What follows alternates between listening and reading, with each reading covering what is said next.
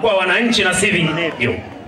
Chama cha Mapinduzi kimejipanga kuanzia ngazi ya taifa, ngazi ya jimbo, mpaka ngazi ya kata na kushuka chini.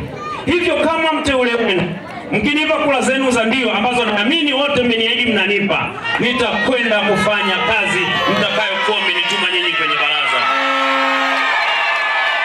Nisitumie muda mwingi sana kwa sababu natambua mkubwa wangu mwenyekiti mgombea ubunge jimbo la Dodoma mjini ndugu Pascal Chinyere atakuja hapa, lakini kwa dakika hii moja ningeomba walau kidogo tu Mheshimiwa Chinyere ambaye utakuja baada ya hapa.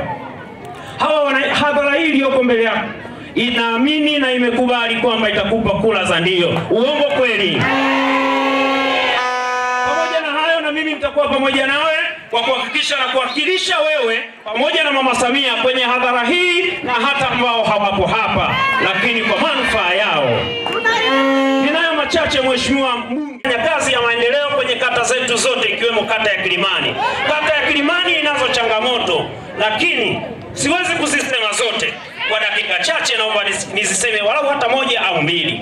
Kata ya Kilimani ina mitaa 4 na changamoto hizo hazipungui 8. Lakini kati ya hizo kubwa kuna mtaa mmoja unaitwa Chinyoyo, ukifuatiwa kiasi na Image pamoja na mitaa mingine kidogo, lakini changamoto kubwa ni mtaa wa Chinyoyo. Kwenye kata hii ni miundombinu.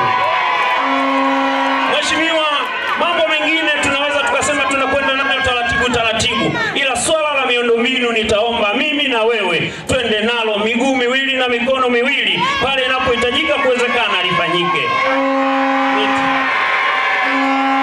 Nitaomba nikusumbue na popote nitakapokunong'oneza juu ya swala la miundombinu ya kata ya Kilimani, hasa mtaa wa Chinyoyo, naomba usijisukule.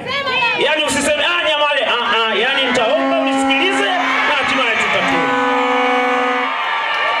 Mheshimiwa Mbunge, zipo changamoto zingine zikiwemo za miundombinu mingine, kwa mfano miundombinu ya maji taka na vitu vingine. Hayo mengi tutazidi kuongea na wenzangu. Nainua chuma hiki. Nainua chuma hiki. Nainua Mkunda. Musa Elias Mkunda. Jembe la Kilimani. Mpatieni kura zote za ndio ndugu zanguni.